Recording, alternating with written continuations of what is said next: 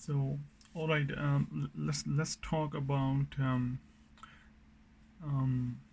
the the cycle of accumulation and distribution in quality stocks. So we are looking at MKTX. So it goes all the way up to 2004. So we'll ignore this long sideways phase, and I'll start at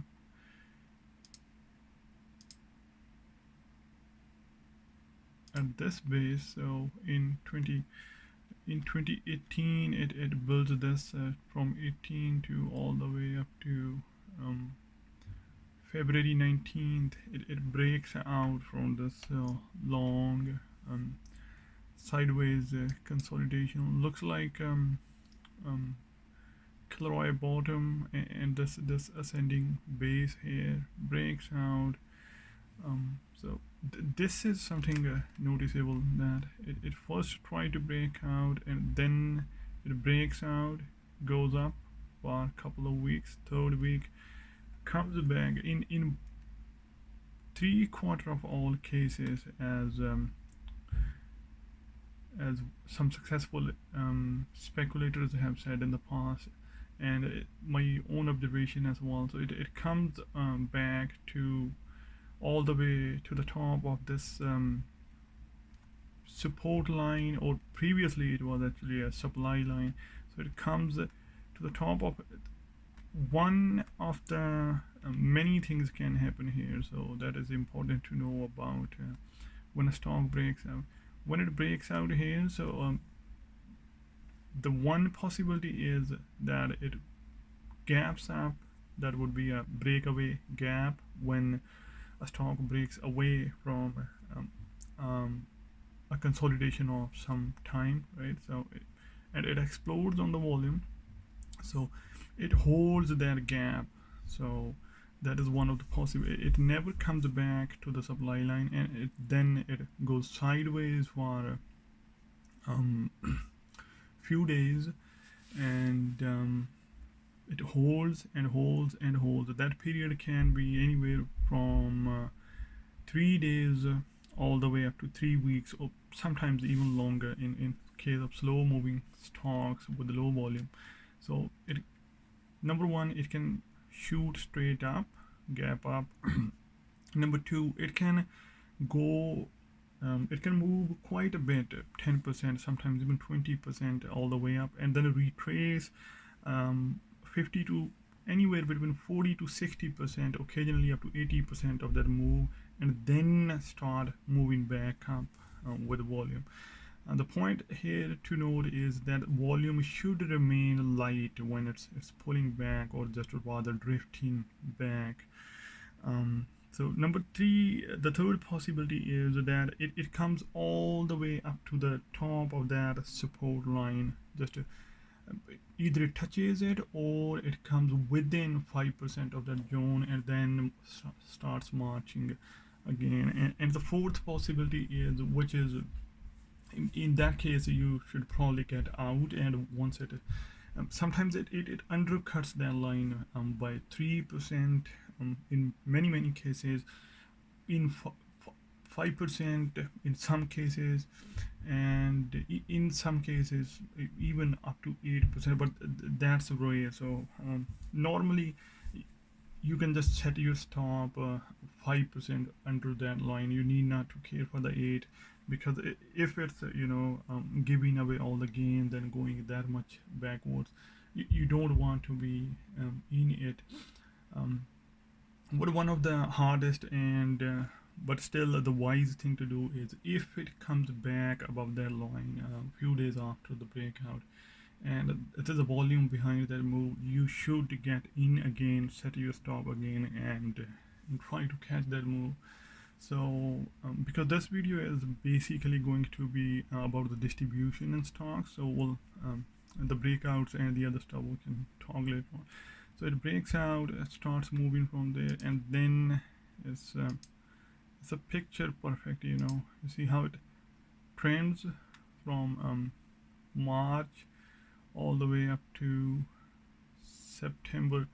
So about 6 months, then from there onwards, it kind of develops that, you know, broadening top formation, breaks down hard, and you see, after breaking that trend line, it closes below it and goes all the way up to, but could not close above that trend line. So a classic, this is a classic stock following the textbook, right? It goes all the way up. Then you see this rounding, tapered um, price action. The volume's still quite on the downside, except these couple of weeks. So yeah, there was another one. There's another one. Um, and then it moves sideways for some time, and this later on can be considered as either a double bottom, or you can just wait it to, you know, take that high out. So you see, from 9th of September 1990, it so up to 13th April 2020. So this is the 2020, the COVID thing, right? So that move. So there comes 1, 2, 3, 4, 5. So this 5 week cup, it breaks out of that, starts going again, moves up, and then it builds another base and it goes up. I'm gonna switch to daily now. So you see, these are your moves. So let's go back and see. So this is remarkable that how there was no bowling behind the move when it did break out, but somehow it still kept going. So yeah, it kept going. Then it built that base, and then yeah, breaks out on volume, starts going again. But in here, you know, things start to, the pictures start to change. Um, you know, the volume on the downside days starts increasing, and you see how there's a number of down days and just few days, a few up days, and then it's you know, kind of consistently failing to make new highs, just dragging sideways, and this is your sign when it tries to make a new high on no volume, um, almost. So if it was able to, you know, pierce this channel and there's a ton of volume behind it and that it starts going, but then, you know, not even once the volume rises on the up days. So then it, you know, so this is what Will O'Neill would call the railroad tracks, right? So goes up and the next day it retraces the whole move, comes down, and then the volume still quiet. So by the time it reaches here, you can see there's a small head and shoulder picture. It's completed on 3rd of September 2020, a full year ahead of the average survival, because the indexes was still strong and trending up, so that it does not fulfill the measurement for this head and shoulders pattern. Goes up, and the volume doesn't really pick up, but it's certainly higher. So it goes up again, and then the whole picture actually starts to change. So you can see how there are distribution days. So there must be weak earnings. So 1, 2, 3. So a cluster of 4 distribution days, and then a cluster of 3 distribution days, another 3 distribution days, you know, distribution days. So big down volume, and this price action, it's still kind of rounding from the bottom side. So it still keeps going, and then it hits its head against the previous resistance, fails to make a new high. The volume stays quiet, then again it drifts lower, you know, picks up. Up to here, not a lot of damage has been done. You see how it takes a long time to come down, and then, you know, marches up straight, own volume. So but don't just be in a rush to buy, because there's no pattern, there's no reason, right, to buy it here. It's just coming down couple of, or just a week, um, a 1 week of up move. That's nothing. You want to see a proper base to form, then it goes, and this is your confirmation. Third time it starts to go up, there's no volume behind it, fails to make a new high, and then this one of the single um, um, one of the biggest single day drop that's closer to. So yeah, this is exactly what happened in Tesla as well. So that upward channel became a resistance, and then from here the whole picture becomes clear. Earlier you see how it was able to retrace the whole move and go all the way up to the upper channel, but not anymore. So it stands um, just right there, midway, and then again it gaps down, and yeah, that's where you can short it.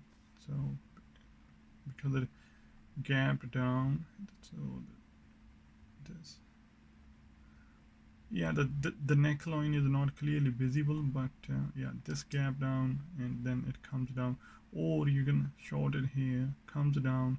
You normally wait for a pullback, because this was still full 9 months, 10 months before the averages. So this is 5th of May 2021. It tries to go again, and you see September 2021. This is where the indexes starts to roll over in a couple of months, but this stock topped like well ahead. You see how it started long ago. Like this whole thing took quite a bit of time. So this is whole distribution phase. But for shorting purposes, you want to enter somewhere here, like anywhere. From here, yeah, you'll be sitting on your hands for a few months.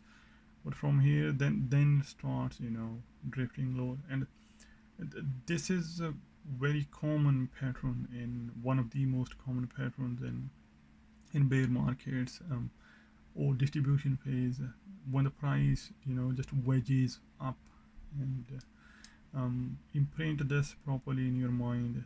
So that wedging action, it comes down, right, and then it tries to form something like Kilroy bottom, but that's still a broadening top. So that's more like a broadening top. If it was able to close, not exactly close below that, so sorry, above this line, and with significant volume, and muscle up and then go up from there, that would be a bullish move. But then again, once again, it tries to build that Kilroy bottom, or inverse head and shoulder type pattern, fails again. So this is again wedging action, gaps down, goes down, and then the volume. Look at the volume. So this is kind of a first leg down, a second leg down, a third leg down, and then here you see how the volume is kind of shooting up. So largest daily volume on down days, and then the earnings pictures must have started to change.